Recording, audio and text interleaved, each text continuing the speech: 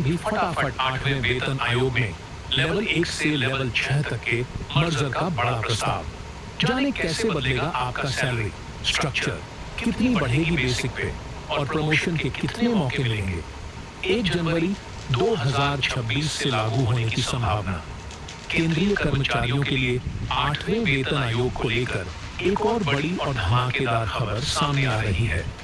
सिर्फ सैलरी और पेंशन में बढ़ोतरी ही नहीं, बल्कि इस बार आपके पे लेवल के पूरे स्ट्रक्चर में ही एक क्रांतिकारी बदलाव देखने को मिल सकता है। जी हाँ, सरकार को एक ऐसा सुझाव दिया गया है जो अगर लागू हुआ तो लेवल 1 से लेकर लेवल 6 तक के कर्मचारियों के लिए गेम चेंजर साबित हो सकता है। प्रस्ताव है इन 6 लेवल्स को मर्ज करके सिर्फ 3 लेवल बनाने का। इसका सीधा मतलब है कि आपकी बेसिक सैलरी में जबरदस्त उछाल आ सकता है और करियर में आगे बढ़ने, प्रमोशन के मौके भी तेजी से मिल सकते हैं। तो चलिए जानते हैं लेवल मर्जर के पूरे कॉन्सेप्ट को और समझाते हैं कि यह कैसे होगा और आपकी जेब पर इसका क्या असर पड़ेगा। 8वीं वेतन आयोग क्यों है इतना खास और कब होगा लागू? केंद्रीय सरकारी कर्मचारियों और पेंशन भोगियों के लिए हर 10 साल में गठित होने वाला वेतन आयोग उनकी सैलरी, भत्तों और पेंशन में संशोधन की सिफारिश करता है। 8वें वेतन आयोग के गठन को 16 जनवरी 2025 को केंद्रीय कैबिनेट ने मंजूरी दे दी थी और उम्मीद है कि इसकी सिफारिशें 1 जनवरी 2026 से लागू की जाएंगी। इस वेतन आयोग से 50 लाख से ज्यादा केंद्र सरकार के कर्मचारियों और लगभग 65 लाख पेंशन भोगियों को सीधे तौर पर फायदा मिलने की उम्मीद है। आमतौर पर वेतन आयोग फिटमेंट फैक्टर, जिससे बेसिक सैलरी तय होती है, और न्यूनतम वेतन जैसे मुद्दों पर फोकस करता है। उदाहरण के लिए 7वें वेतन आयोग में 2.57 के फिटमेंट फैक्टर से न्यूनतम बेसिक सैलरी 7,000 रुपए से बढ़कर 18,000 रुपए हो गई थी। 8वें वेतन आयोग में भी फिटमेंट फैक्टर संभावित 1.92 या उससे ज्यादा के आधार पर सैलरी में अच्छी बढ़ोतरी की उम्मीद है, जिससे लेवल 1 के कर्मचारी की बेसिक सैलरी 18,000 से बढ़कर लगभग 34,560 तक हो सकती है। लेकिन इस बार एक और बड़ा बदलाव चर्चा में है, पे लेवल्स का मर्जर। 8वीं वेतन आयोग क्या है लेवल मर्जर का क्रांतिकारी प्रस्ताव? इस बार सरकार को कर्मचारियों के प्रतिनिधियों और कुछ विशेषज्ञों के एक्सपर्ट्स की तरफ से एक महत्वपूर्ण सुझाव दिया गया है। पे लेवल का विलय, मर्जर ऑफ पे लेवल्स। यह प्रस्ताव विशेष रूप से निचले और मध्य स्तर के कर्मचारियों के वेतनमान और करियर ग्रोथ की संभावनाओं को बेहतर बनाने के उद्देश्य से दिया गया है। 8वीं वेतन आयोग कैसे होगा 6 लेवल्स का 3 में विलय? प्रस्ताव के मुताबिक मौजूदा पे मैट्रिक्स के शुरुआती 6 लेवल्स को घटाकर 3 लेवल में तब्दील किया जा सकता है। यह मर्जर कुछ इस तरह से हो सकता है। नया लेवल ए प्रस्तावित, मौजूदा लेवल एक और लेवल 2 को मर्ज करके बनाया जाएगा। नया लेवल बी प्रस्तावित, मौजूदा लेवल 3 और लेवल 4 को मर्ज करके बनाया जाएगा। नया लेवल सी प्रस्तावित, मौजूदा लेवल 5 और लेवल 6 को मर्ज करके बनाया जाएगा। 8वीं वेतन आयोग लेवल मर्जर से कर्मचारियों को क्या फायदा होगा? लेवल मर्जर का प्रस्ताव अगर मंजूर होता है तो इसके कई सकारात्मक प्रभाव देखने को मिल सकते हैं, खासकर उन कर्मचारियों के लिए जो अभी निचले पे स्केल पर हैं। बेसिक सैलरी में बड़ा उछाल जब 2 लेवल मर्ज होंगे तो नए मर्ज हुए लेवल का शुरुआती बेसिक पे आमतौर पर उन 2 लेवल में से ऊंचे वाले लेवल के बराबर या उससे थोड़ा अधिक रखा जा सकता है। उदाहरण, वर्तमान में लेवल 1 कर्मचारी की मासिक बेसिक सैलरी 18,000 रुपए है और लेवल 2 कर्मचारी की 19,900 रुपए है।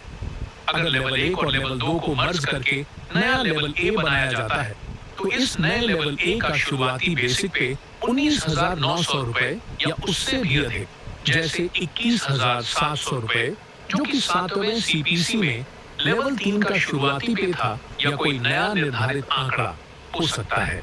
इसका सीधा मतलब है कि मौजूदा लेवल 1 के कर्मचारी की बेसिक सैलरी में एक मुश्त अच्छी बढ़ोतरी हो जाएगी।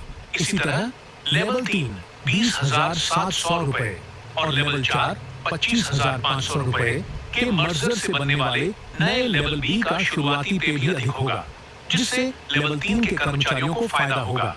और लेवल 5 29,200 और लेवल 6 35,400 के मर्जर से बनने वाले नए लेवल सी में भी लेवल 5 के कर्मचारियों की बेसिक पे में उछाल आएगा। तेज प्रमोशन और बेहतर करियर ग्रोथ लेवल्स की संख्या कम होने से कर्मचारियों के लिए अगले लेवल पर पहुंचने की प्रक्रिया तेज हो सकती है। अभी जहां एक कर्मचारी को कई छोटे-छोटे लेवल पार करने पड़ते हैं, वहीं मर्जर के बाद कम लेकिन बड़े लेवल होंगे। प्रमोशन का इंतजार कम होगा। 2 लेवल की दूरी एक ही प्रमोशन से तय हो सकती है। ज्यादा जिम्मेदारियां और उच्च पद। मर्ज हुए लेवल पर कर्मचारी को ज्यादा जिम्मेदारी मिल सकती है, जो उसके करियर प्रोफाइल को बेहतर बनाएगा। वेतन वृद्धि की गति तेज होगी। हर प्रमोशन के साथ मिलने वाली वेतन वृद्धि भी ज्यादा महत्वपूर्ण हो सकती है। वेतन विसंगतियों में कमी कई बार अलग-अलग, लेकिन करीब के लेवल्स में वेतन को लेकर थोड़ी विसंगतियां देखने को मिलती हैं। मर्जर से इन विसंगतियों को दूर करने में मदद मिल सकती है और एक अधिक तार्किक और सुव्यवस्थित सैलरी स्ट्रक्चर बन सकती है। प्रशासनिक सरलता। कम लेवल्स होने से पेरोल मैनेजमेंट और प्रशासनिक कार्यों में भी थोड़ी सरलता आ सकती है। किन कर्मचारियों को होगा सबसे ज्यादा फायदा? इस मर्जर का सबसे ज्यादा फायदा मौजूदा लेवल 1, लेवल 3 और लेवल 5 के कर्मचारियों को मिलने की संभावना है, क्योंकि जब उनका लेवल ऊंचे वाले लेवल के साथ मर्ज होगा, तो उनकी बेसिक सैलरी और स्टेटस में तत्काल सुधार होगा। लेवल 2, लेवल 4 और लेवल 6 के कर्मचारियों को भी नए स्ट्रक्चर में बेहतर ग्रोथ की संभावनाएं मिल सकती हैं, लेकिन शुरुआती वित्तीय लाभ शायद निचले लेवल वालों जितना सीधा न हो। क्या है इस प्रस्ताव की चुनौतियां और आगे का रास्ता? हालांकि यह प्रस्ताव कर्मचारियों के लिए काफी आकर्षक लगता है, लेकिन इसे लागू करने में कुछ चुनौतियां भी हो सकती हैं। वित्तीय बोझ। बड़े पैमाने पर बेसिक सैलरी में वृद्धि से सरकार पर वित्तीय बोझ बढ़ेगा। कैसे तय होगी वरिष्ठता? मर्ज किए गए लेवल्स में कर्मचारियों की वरिष्ठता, सीनियरिटी कैसे तय होगी? यह एक महत्वपूर्ण पहलू होगा। नई जिम्मेदारियों का आवंटन। क्या मर्ज हुए लेवल के कर्मचारियों को तत्काल नई और बढ़ी हुई जिम्मेदारियां दी जाएंगी? सरकार और 8वां वेतन आयोग इन सभी पहलुओं पर गहन विचार विमर्श करेंगे। अभी यह सिर्फ एक प्रस्ताव है।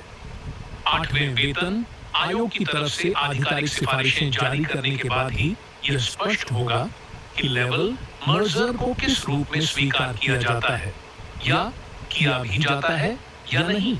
8वें वेतन आयोग से केंद्रीय कर्मचारियों को न सिर्फ फिटमेंट फैक्टर और न्यूनतम वेतन में बढ़ोतरी की उम्मीद है, बल्कि लेवल मर्जर जैसा क्रांतिकारी प्रस्ताव भी उनके लिए एक बड़ी आशा लेकर आया है।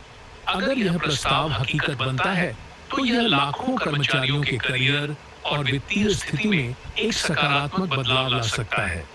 फिलहाल सभी की निगाहें 8वें वेतन आयोग की आधिकारिक सिफारिशों पर टिकी हैं, जिनका इंतजार